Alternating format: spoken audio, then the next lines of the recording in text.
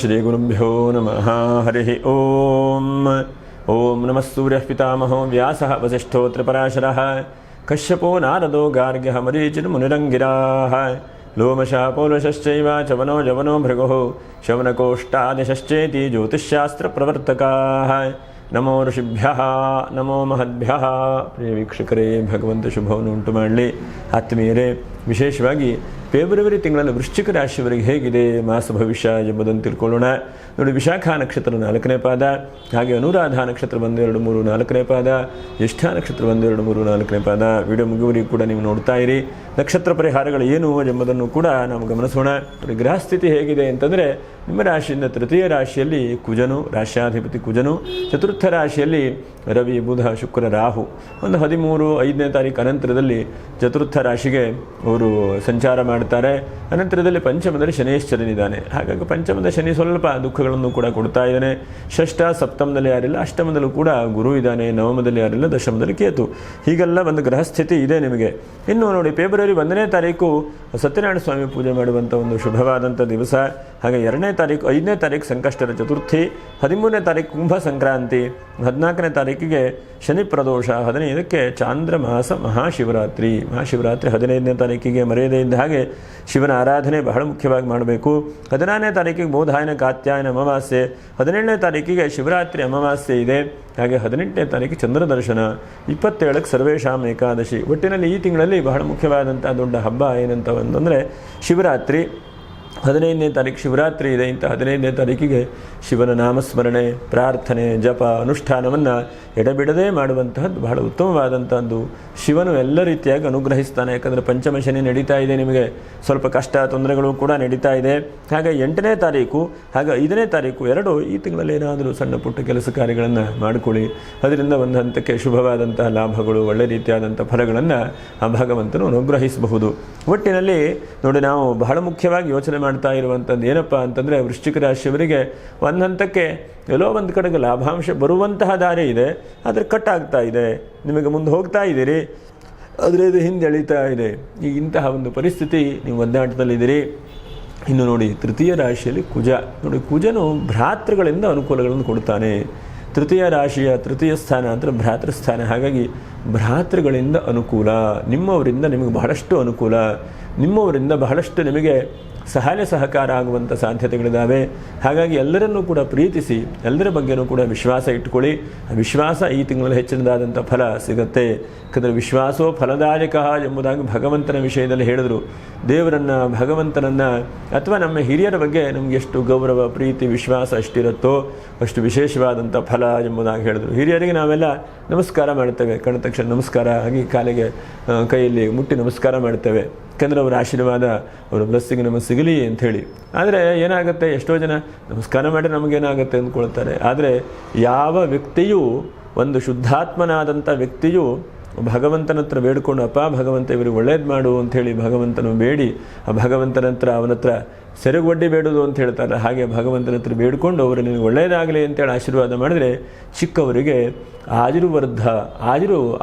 ಆಯುಷ್ಯ ವೃದ್ಧಿಯಾಗ್ತದೆ ಮತ್ತು ಯಶಸ್ಸು ವೃದ್ಧಿಯಾಗ್ತದೆ.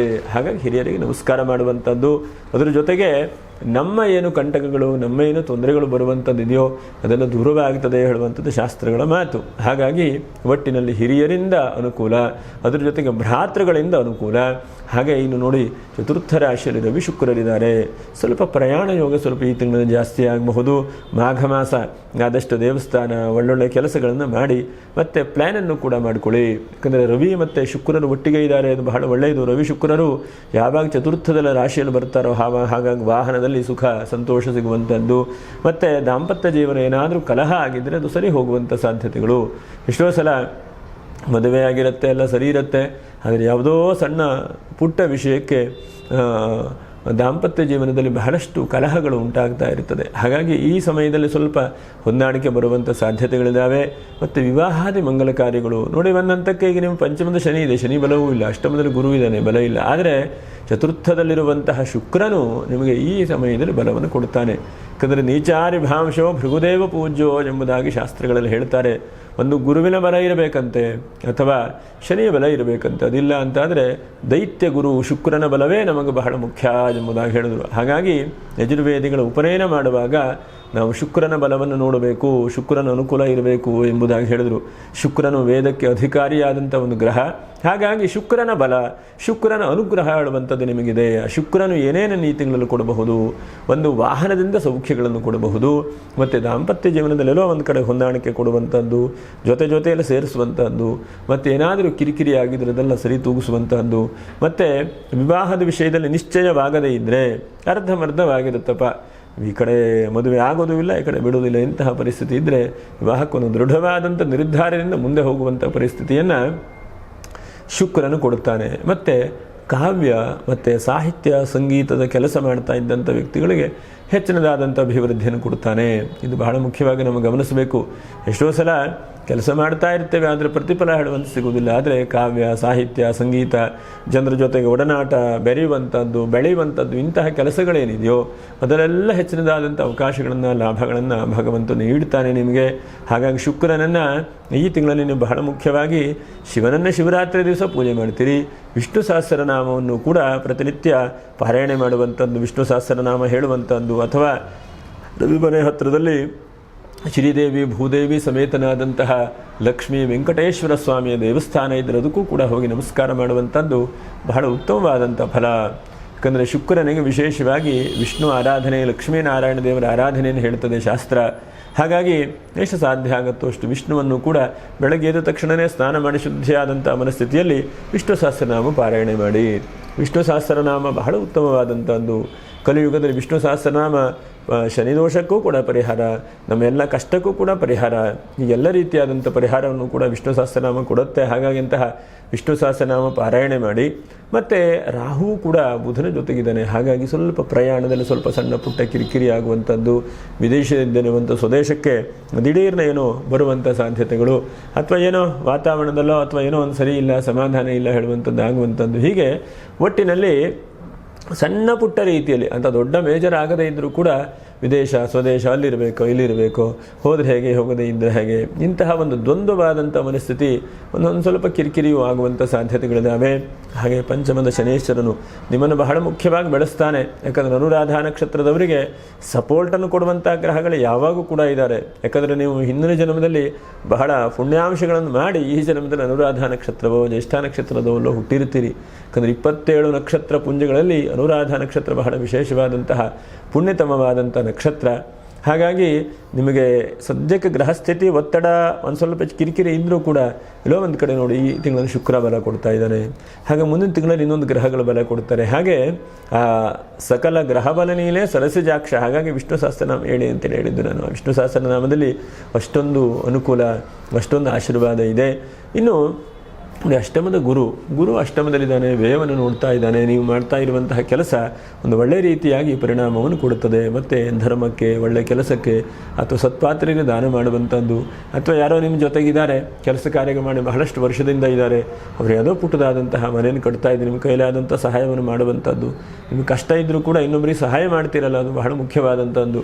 ಯಾಕಂದರೆ ಜೀವನದಲ್ಲಿ ಕಷ್ಟ ಎಲ್ಲರಿಗೂ ಕೂಡ ಬರುತ್ತೆ. ಆದರೆ ಕಷ್ಟ ಅಂತ ಹೇಳ್ತಾ ಇದ್ರೆ ಕಷ್ಟ ಜಾಸ್ತಿ ಆಗುತ್ತಂತೆ, ನೋವು ಅಂತ ಹೇಳ್ತಾ ಇದ್ರೆ ನೋವು ಜಾಸ್ತಿ ಆಗುತ್ತಂತೆ. ಹಾಗೆ ನೀವು ಕಷ್ಟವನ್ನು ಹೇಳದೇ ಇದ್ದ ಹಾಗೆ ಇರುವಂತಹ ಸುಖವನ್ನು, ಇರುವಂತಹ 10 ರೂಪಾಯಿ ಇದ್ರೆ ಇದೆ 10 ರೂಪಾಯಿಯಪ್ಪ ನಮಗೆ ಸಮೃದ್ಧಿಯಾದಂತಹ ಕೈ ತುಂಬ ಹಣ ಇದೆ ಅಂತ ಅಂದ್ಕೊಳ್ಳುವಂತಹ ಮನಸ್ಥಿತಿ ಇದೆಯಲ್ವಾ, ಅದು ಬಹಳ ಮುಖ್ಯವಾದಂಥದ್ದು. ಅದರಿಂದ ವೃದ್ಧಿ ಆಗುತ್ತೆ. ಯಾವತ್ತೂ ಕೂಡ ನಾನು ಬಡವ, ನನ್ನ ಕೈಯಲ್ಲಿ ಏನಿಲ್ಲ, ನನ್ನ ಕೈಯಲ್ಲಿ ಏನೂ ಆಗಲ್ಲ ಹೇಳುವಂಥ ಮನಸ್ಥಿತಿಯನ್ನು ಯಾರೂ ಅಂದ್ಕೊಳ್ಬಾರದು. ಯಾಕಂದರೆ ಭಗವಂತನು ಒಳ್ಳೆ ರೀತಿಯಾದಂಥ ಶರೀರವನ್ನು, ಬುದ್ಧಿಯನ್ನು, ಕಣ್ಣು ಕೈಕಾಲನ್ನು ಭಗವಂತ ಕೊಟ್ಟಿದ್ದಾನೆ. ಇದಕ್ಕಿಂತ ಜಗತ್ತಿನಲ್ಲಿ ಏನನ್ನು ಕೊಡಲಿಕ್ಕೆ ಸಾಧ್ಯ ಇಲ್ಲ. ಅದನ್ನೆಲ್ಲ ಭಗವಂತ ಅನುಗ್ರಹಿಸಿದ್ದಾನೆ ಅಂತಂದರೆ ಮಿಕ್ಕಿರುವಂತಹದ್ದು ಕೂಡ ಸ್ವಲ್ಪ ತಾಳ್ಮೆಯಿಂದ ಆಗತ್ತೆ. ಜೀವನದಲ್ಲಿ ಸ್ವಲ್ಪ ತಾಳ್ಮೆಯಿಂದ ಕಾಯುವಂತಹ ಒಂದು ಪ್ರಯತ್ನಗಳನ್ನು ಕೂಡ ಮಾಡಬೇಕು. ಹಾಗೆ ಅಷ್ಟಮದ ಗುರು ಬಹಳ ಮುಖ್ಯವಾಗಿ ಯಾರೋ ಒಬ್ಬರ ದೊಡ್ಡ ವ್ಯಕ್ತಿಗಳ ಜೊತೆಗೆ ಸಣ್ಣ ಪುಟ್ಟ ಕಿರಿಕಿರಿ ಆಗಿರುತ್ತೆ, ಅಥವಾ ಯಾವುದೋ ಒಂದು ಮಹಾತ್ಮರು, ಗುರುಗಳು ಅಥವಾ ದೊಡ್ಡ ವ್ಯಕ್ತಿಗಳ ಜೊತೆಗೆ ಯಾವುದೋ ಸಣ್ಣ ಪುಟ್ಟ ಮನಸ್ಥಿತಿ ಸ್ವಲ್ಪ ಕಿರಿಕಿರಿ ಆಗುತ್ತೆ. ಹಾಗಾಗಿ ಸ್ವಲ್ಪ ಹುಷಾರಿಕೆಯಿಂದ ಇರಬೇಕು. ಏನಾದರೂ ಹೇಳುವಂಥದ್ದು, ಉದಾಹರಣೆಗೆ ನಿಮಗೆ ಕ್ಲಾಸ್ ತೆಗೆದುಕೊಳ್ತಾ ಇರ್ತಾರೆ ಟೀಚರು, ನೀವೇನೋ ಒಂದು ವಿಷಯವನ್ನು ಹೇಳುವಂಥದ್ದು ಅವರಿಗೆ ಬಹಳ ಬೇಜಾರಾಗ್ತದೆ. ಹಾಗಾಗಿ ಅಂತಹದ್ದು ಆಗಬಾರ್ದು. ನಾವು ಇನ್ನೊಬ್ಬರ ಜೊತೆಗೆ ಮನಸ್ಸನ್ನು ನೋವು ಮಾಡದೇ ಇದ್ದ ಹಾಗೆ ಆದಷ್ಟು ನಡ್ಕೊಳ್ಬೇಕು. ಹಾಗಂತ ಕೇಳಬಹುದು ನೀವು, ಹಾಗೆ ಶಿಷ್ಯರಿಗೂ ಬೈಬಾರದ ಗುರುಗಳು ಅಂತಂದರೆ ಖಂಡಿತವಾಗೂ ಬೈಬೇಕು. ಯಾಕಂದರೆ ಶಿಕ್ಷಕರು ಶಿಕ್ಷೆಯನ್ನು ಕೂಡ ಕೊಡಲಿಕ್ಕೆ ಅವರಿಗೆ ಶಕ್ತಿಯೂ ಕೂಡ ಇರಬೇಕು. ಹಾಗಾಗಿ ಶಿಕ್ಷಕರನ್ನು ಗೌರವಿಸ್ತಾ ಅದ್ರ ಜೊತೆ ಗುರುವನ್ನು ಕೂಡ ಆರಾಧನೆ ಮಾಡ್ತಾ, ಇನ್ನು ದಶಮದ ಕೇತು ಸ್ವಲ್ಪ ಉದ್ಯೋಗದಲ್ಲಿ ಹೆಚ್ಚಿನದಾದಂಥ ಲಾಭಾಂಶಗಳು ಬರುತ್ತೆ. ಎಲ್ಲೋ ಒಂದು ಕಡೆ ನಿಮ್ಮ ಮನಸ್ಥಿತಿ ಒಳ್ಳೆಯದ ಕರ್ಕೊಂಡು ಹೋಗ್ತಾ ಇದೆ, ಏನಷ್ಟು ಗಾಬರಿ ಬೀಳುವಂಥದ್ದು ಬೇಡ. ಆದರೂ ಕೂಡ ಒಂದು 5-6 ವಿಷಯದಲ್ಲಿ ಸ್ವಲ್ಪ ಜಾಗೃತಿ ವಹಿಸ್ಕೊಳ್ಬೇಕು. ಒಂದನೇದಾಗಿ ನಿಮ್ಮಿಂದ ಹಿರಿಯರ ವಿಷಯದಲ್ಲಿ ಗೌರವವನ್ನು ಜಾಸ್ತಿ ಕೊಡ್ತಾ ಬನ್ನಿ ಈ ತಿಂಗಳಲ್ಲಿ.